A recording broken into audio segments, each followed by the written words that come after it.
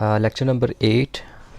हम इस लेक्चर में एक एग्ज़ाम्पल को देखेंगे और उसमें हम देखेंगे कि डिफरेंट किस्म के जो बायोलॉजिकल मेथड्स होते हैं उनके ज़रिए हम एक्सप्लेन करने की कोशिश करेंगे। हम एक्चुअल चीज़ों को देखेंगे कि कौन सी चीज़ प्रॉब्लम थी, किस किस तरह से ऑब्जर्वेशंस आई, हाइपोथेसिस क्या थे। तो उसके लिए जो आपकी बुक के अंदर एग्ज़ाम्पल मेंशन है वो मलेरिया की है। सबसे पहले हम मलेरिया की हिस्ट्री के बारे में देखते हैं। इस जगह पे बुक का वो पोर्शन है और दूसरी जगह पे उन सारे चीज़ों के मैंने पॉइंट्स बनाए हुए हैं। आप इसको बुक के ऊपर इन पॉइंट्स के फॉर्म में लिख सकते हैं ताकि आप इनको अच्छी तरह से याद कर सकें। सबसे पहले हम मलेरिया की हिस्ट्री के बारे में बात करते हैं। कहा जाता है कि मलेरिया 2000 साल पुरानी बीमारी है। उस वक्त के जो फिजिशियन थे या जो तबीब थे, उनके मुताबिक मलेरिया एक ऐसी बीमारी थी जिसमें चिल्स आते थे, बुखार होता था और बार बार अटैक्स होते थे। इसके बाद एक चीज़ बड़ी कॉमन थी। उन्होंने ऑब्ज़र्व किया कि जो मार्शी एरियाज़ के आसपास लोग रहते हैं, मार्शी एरियाज़ वो होते हैं जहाँ पे पानी आमतौर पे खड़ा रहता है। स्टैगनेंट वाटर जहाँ पे होता है उस एरिया को हम मार्शी एरिया बोलते हैं। तो जो लोग मार्शी एरिया के पास रहते हैं उनको ज़्यादा चांसेस थे कि वो मलेरिया का शिकार हो जाते थे। अब कुछ लोगों को ये लगा कि हो सकता है इस स्टैगनेंट वाटर में जो मार्शी एरिया का है, इसके अंदर ख़ास तरह की कोई जहरें पैदा होती हों और वो पॉइज़न जो हैं वो हवा में शामिल हो जाती हैं और जो लोग उस हवा के अंदर सांस लेते हैं उनको मलेरिया हो जाता है। इसी मुनासबत से इटालियन लैंग्वेज के अंदर ही इस डिज़ीज़ का नाम रखा गया। ये असल में दो चीज़ों के ऊपर मुश्तमिल है। फ़र्स्ट वन इज़ माला and second one is area. माला का मतलब बैड और एरिया का मतलब एयर होता है, यानी कि इसका मतलब बैड एयर रखा गया। यानी उनको यूँ लगता था कि ये जो बीमारी जिसके अंदर चिल्स आते हैं, बुखार होता है, बार बार अटैक्स होते हैं, ये आम तौर पे उन लोगों को ज़्यादा हो रहे हैं जो मार्शी एरियाज़ में रहते हैं।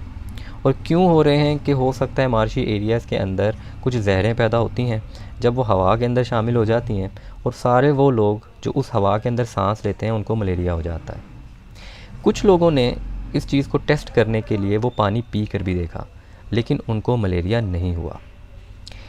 इसके बाद वो टाइम आया जब मलेरिया का इलाज शुरू हुआ। 17वीं सदी में या 17th सेंचुरी में अमेरिका या न्यू वर्ल्ड डिस्कवर हुआ। बहुत से पौधे जो थे वो अमेरिका से यूरोप भेजे गए ताकि उनको मेडिकेशंस के लिए, उनको मेडिसिन्स के लिए यूज़ किया जा सके। उनके अंदर एक दरख्त की बार्क या छाल जिसको आप कह सकते हैं, क्विना बड़ी इम्पोर्टेंट थी।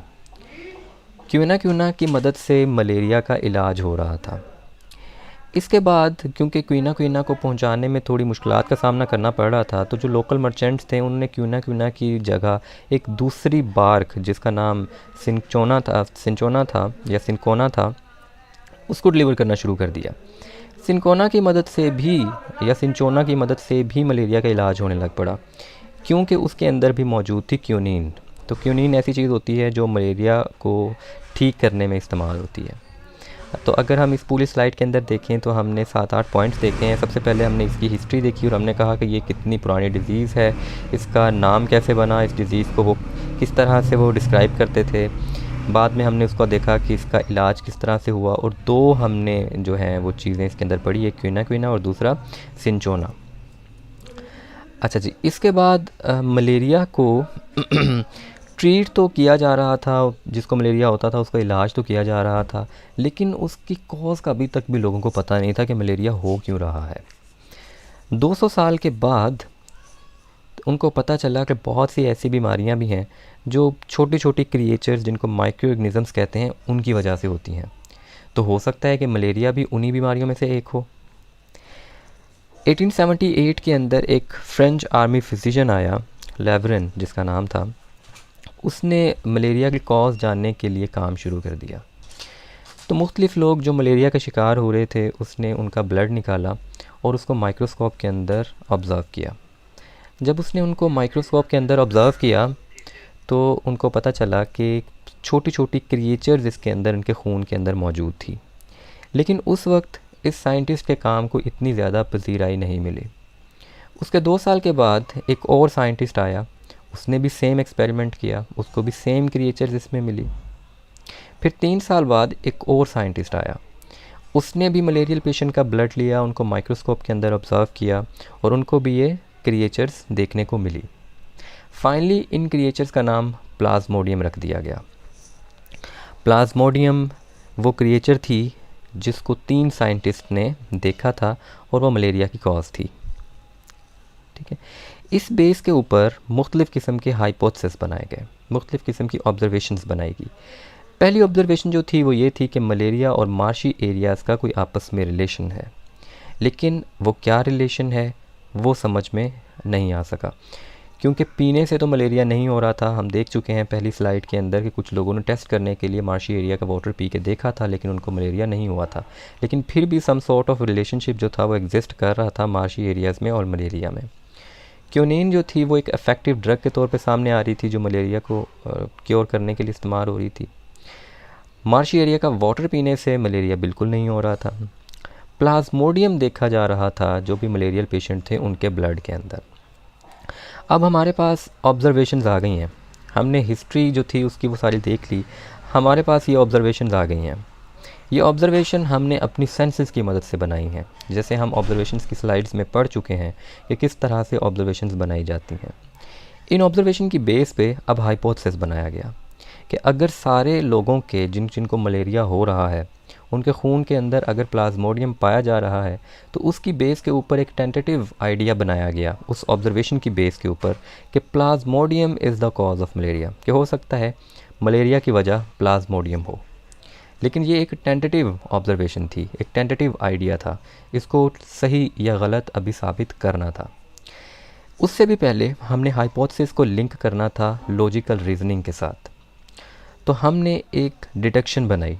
डिडक्शन क्या बनाई कि अगर प्लाज्मोडियम काज है मलेरिया की, तो सारे बंदे जो मलेरिया की वजह से बीमार पड़ रहे हैं उन सब के खून के अंदर प्लाज्मोडियम मौजूद होना चाहिए।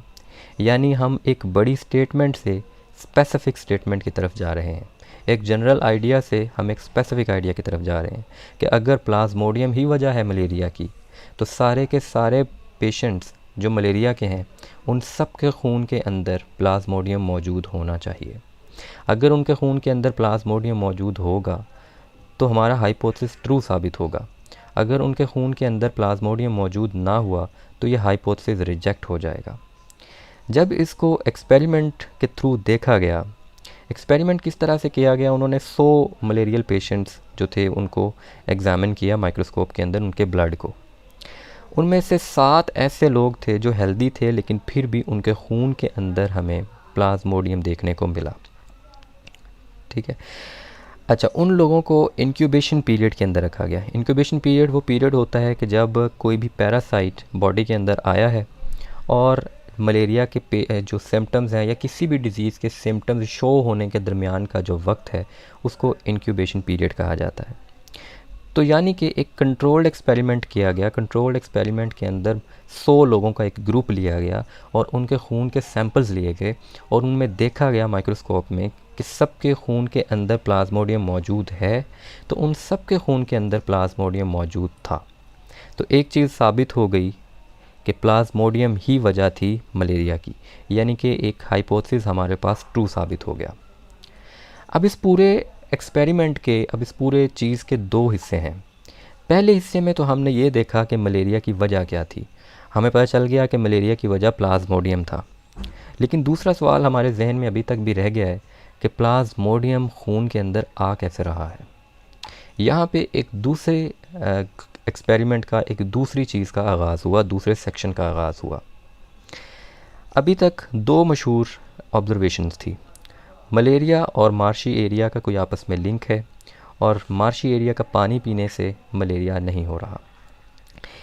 1883 के अंदर एक फिजिशियन जिसका नाम A.F. किंग था, उसने 20 ऑब्जर्वेशन को लिस्ट डाउन किया। यहाँ पे 3 या 4 ऑब्जर्वेशंस लिखी हुई हैं। पहली ऑब्जर्वेशन थी कि जो लोग खुली जगहों पे सो रहे हैं, कमरों में नहीं सो रहे, बंद कमरों में नहीं सो रहे, बाहर खुली जगहों पे सो रहे हैं, उनको मलेरिया होने के चांसेस ज़्यादा हैं। दूसरी ऑब्जर्वेशन ये थी कि जो लोग फ़ाइन नेट्स लगा के सो रहे हैं उनको मलेरिया होने के चांसेस कम हैं उन लोगों की निस्बत जो नेट लगा के नहीं सो रहे। वो लोग जो आग के पास सो रहे हैं उनको मलेरिया होने के चांसेस बहुत कम थे। इस बेसिस के ऊपर AF किंग ने एक हाइपोथेसिस सजेस्ट किया। उसने कहा कि मॉस्किटो वो चीज़ है जो ट्रांसमिट कर रही है प्लाज्मोडियम को, और वो इन्वॉल्व है मलेरिया को फैलाने में। यानी दूसरा सेक्शन जिसमें हम कह रहे थे कि प्लाज्मोडियम जो है वो खून के अंदर आ किस तरह से रहा है, तो AF किंग ने कहा कि हो सकता है कि वो चीज़, वो कैरियर जो प्लाज्मोडियम को ट्रांसमिट कर रही है, वो मच्छर हो या मॉस्किटो हो। अब इसके ऊपर डिडक्शंस बनाई गई। डिडक्शन क्या बनाएगी कि अगर प्लाज्मोडियम जो है वो मॉस्किटो के अंदर प्रेजेंट हो, यानी कि अगर जो है रीज़न प्लाज्मोडियम ही है, अगर मॉस्किटो है रीज़न मलेरिया होने की, तो मॉस्किटो के अंदर भी प्लाज्मोडियम मौजूद होना चाहिए। ठीक है जी। फिर जो मॉस्किटो है उसके अंदर प्लाज्मोडियम कैसे आ रहा है? उसके अंदर प्लाज्मोडियम आएगा कि किसी मलेरियल पेशेंट को काटने से, यानी किसी मच्छर ने किसी मलेरियल पेशेंट को काटा तो उसकी बॉडी के अंदर प्लाज्मोडियम आया। अब वो प्लाज्मोडियम जब वो किसी दूसरे हेल्दी पर्सन को काटेगा, बाइट करेगा, तो प्लाज्मोडियम उसकी बॉडी के अंदर भी इंजेक्ट कर देगा। अब इस एक्सपेरिमेंट को, अब इस डिटेक्शन को एक्सपेरिमेंट की मदद से साबित करना था। साबित करने के लिए रोनाल्ड रोज़ नामी एक साइंटिस्ट आया। 1880 के अंदर इसने अपना एक्सपेरिमेंट परफॉर्म किया। रोनाल्ड रोज़ के मुताबिक उसने एक मॉस्किटो की टाइप जो एनाफिलीज़ थी, फीमेल मॉस्किटो, वो उसने यूज़ की। उसने उसको बाइट कराया एक मलेरियल पेशेंट को। उसके बाद उसने जब कुछ दिन के बाद एनाफिलीज़ को मार दिया था, लेकिन उसने इसमें देखा उसकी बॉडी के अंदर के प्लाज्मोडियम उसकी बॉडी के अंदर, उसके स्टमक के अंदर मल्टीप्लाई हो रहे थे। यानी कि मलेरियल पेशेंट से प्लाज्मोडियम शिफ्ट हुए थे एनाफिलीज़ के अंदर, और उसके स्टमक के अंदर वो मल्टीप्लाई हो रहे थे। अब दूसरा जो उसने चीज़ चेक करनी थी वो ये था, उसने अलाउ करना था कि जो इन्फेक्टेड मॉस्किटो है उसको किसी हेल्दी पर्सन के ऊपर उसने टेस्ट करना था। अगर तो हाइपोथेसिस ट्रू होता तो जो हेल्दी पर्सन था उसको मलेरिया हो जाना चाहिए था, लेकिन साइंटिस्ट डायरेक्ट इंसान को इस्तेमाल नहीं करते। तो इस मकसद के लिए उसने स्पैरोज़ का इंतखाब किया, और दोबारा जो मच्छर यूज़ किया गया उसका नाम था क्यूलेक्स। क्यूलेक्स मॉस्किटो को बाइट कराया गया एक स्पैरो से जो मलेरिया से सफ़र कर रही थी। कुछ मच्छरों को मार दिया गया। रोनाल्ड रोज़ ने उसके बाद प्लाज्मोडियम को देखा कि वो मल्टीप्लाई हो रहे हैं मॉस्किटो के स्टमक के अंदर, यानी ये इस बात का प्रूफ था कि मलेरियल जो पेशेंट है, मलेरियल स्पैरो थी, उसके अंदर प्लाज्मोडियम मौजूद थे। जब मच्छर ने उनको बाइट किया, जब मॉस्किटो ने बाइट किया, तो उसके अंदर भी वो प्लाज्मोडियम आ गए। अब ये इसके स्लेवरी ग्लैंड के अंदर आ गए थे। स्लेवरी ग्लैंड जो हैं वो अब किसी हेल्दी पर्सन को जब बाइट करेंगे तो प्लाज्मोडियम वहाँ शिफ्ट कर देंगे। जब इनको हेल्दी स्पैरो के ऊपर कंडक्ट किया गया तो पता चला कि उनकी बॉडी के अंदर भी प्लाज्मोडियम मौजूद है। यानी कि ये चीज़ एक हद तक साबित हो गई कि जो मॉस्किटो हैं वही कैरियर का काम सरंजाम दे रहे हैं, वही प्लाज्मोडियम को ट्रांसमिट कर रहे हैं इंसानों के अंदर और जानवरों के अंदर। उसके बाद एक एक्सपेरिमेंट को इंसान के ऊपर भी आजमा के देखा गया था कि किस तरह से जो है वो इंसान भी इस तरह से इफ़ेक्ट हो सकते हैं। उस मकसद के लिए 1898 के अंदर एक इटालियन बायोलॉजिस्ट ने एक्सपेरिमेंट किया था, और उसने एक मॉस्किटो को, इंसान जो मलेरिया का शिकार था, उसको बाइट करवाया। फिर दोबारा जो था उस मच्छर को किसी हेल्दी पर्सन के ऊपर बाइट करवाया। तो जो हेल्दी पर्सन था उसके अंदर मलेरिया के सिम्टम्स जो थे वो नज़र आना शुरू हो गए। तो ये बात साबित हो गई कि जो मॉस्किटोज़ हैं वही वजह है मलेरिया को स्प्रेड करने की। इस पिक्चर के अंदर पूरा जो एक्सपेरिमेंट था उसको दिखाया गया। फर्स्ट फेज़ में एक्सपेरिमेंट स्पैरो के ऊपर किया गया, और दूसरे फेज़ में ये इंसान के ऊपर किया गया।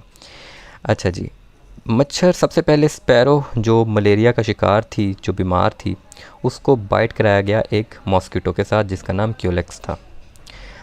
अब इस मलेरिया जो स्पैरो थी, इसके ब्लड के अंदर मौजूद था प्लाज्मोडियम। ये प्लाज्मोडियम शिफ्ट हुआ इस क्यूलेक्स के अंदर। अब ये क्यूलेक्स जब किसी हेल्दी स्पैरो को बाइट करेगी तो ये प्लाज्मोडियम इसकी बॉडी के अंदर भी शिफ्ट हो जाएगा।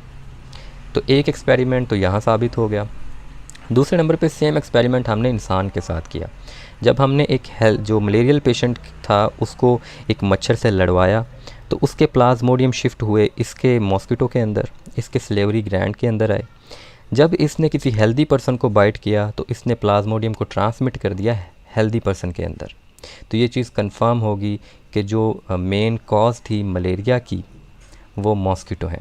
इस पूरी पिक्चर के अंदर, इस पूरे स्लाइड्स के अंदर हमने ये देखा कि किस तरह साइंटिफिक मेथड को इस्तेमाल करते हुए हमने प्रॉब्लम सॉल्विंग की है। मलेरिया जो एक बड़ी बहुत अजीब सी बीमारी समझा जाता था, हमने साइंटिफिक मेथड्स के थ्रू देखा कि किस तरह से ऑब्जर्वेशंस बनाई गई, किस तरह उनके ऊपर हाइपोथेसिस डिज़ाइन हुए, किस तरह डिडक्शंस बनाई लॉजिकल कॉन्सिक्वेंसेस के थ्रू, उनके ऊपर एक्सपेरिमेंट्स हुए और कैसे हमने रिजल्ट्स को फाइंड आउट किया।